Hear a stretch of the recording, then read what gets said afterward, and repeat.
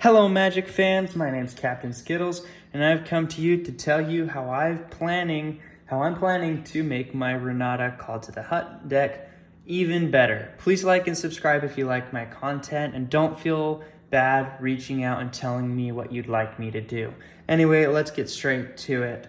In the original deck plan, I had Hound Tamer, which I can pay for and put a +1/+1 counter on target creature.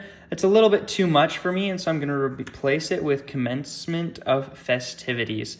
It's a prevent all combat damage that would be dealt to players this turn. A nice fog card to keep me protected. Drover Grizzly, I'm not really liking the mount cards, and it's really hard to get out there and attack with them saddled in this deck, especially when I'm going for commander damage. And so I'm replacing that with Blinding Fog. I knew I had this card around, I just didn't know where it was. And so Blinding Fog is going to replace Drover Grizzly.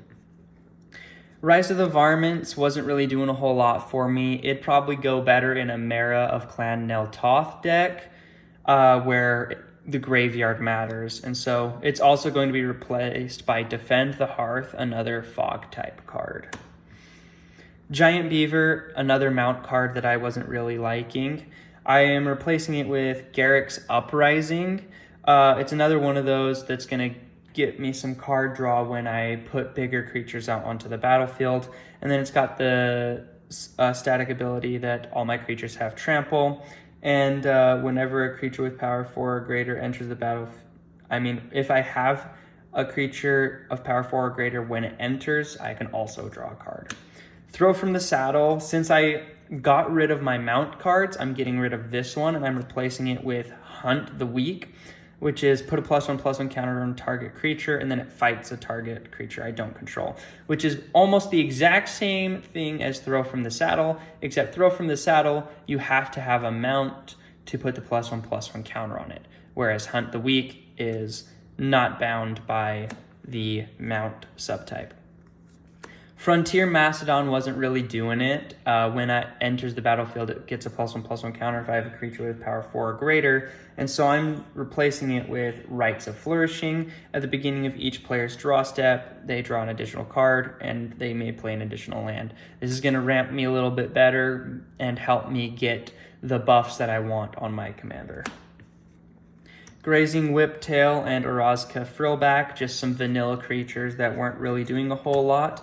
They're being replaced by Zopandrel Hunger Dominus, which is really going to get me some more combat damage with my commander, and Unnatural Growth, which is the exact same thing as Zopandrel Hunger Dominus, except in an enchantment form.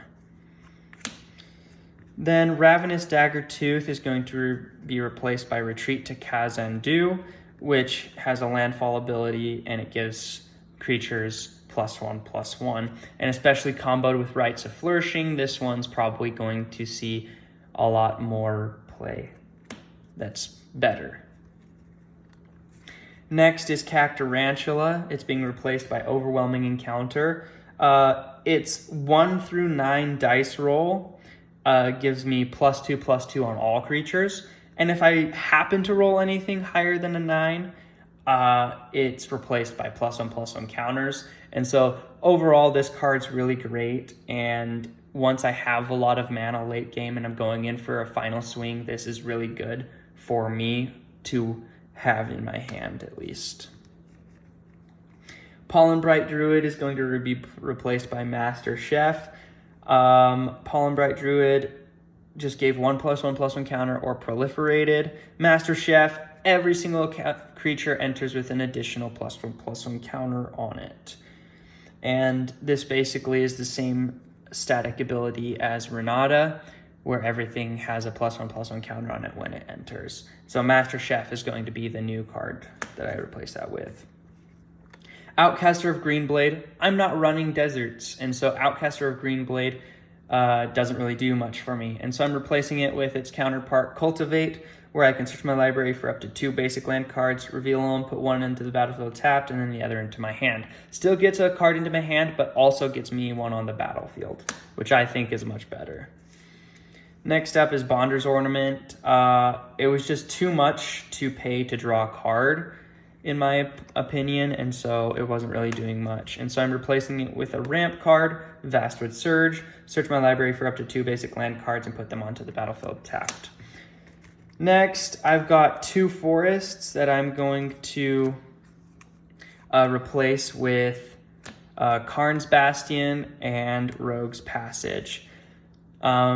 I can pay 4, tap, and proliferate any +1/+1 counters I have, and then Rogue's Passage makes my commander unblockable for 4 mana. And with Rites of Flourishing, I probably have a lot more land out on the battlefield, and so this one's probably going to help me a lot.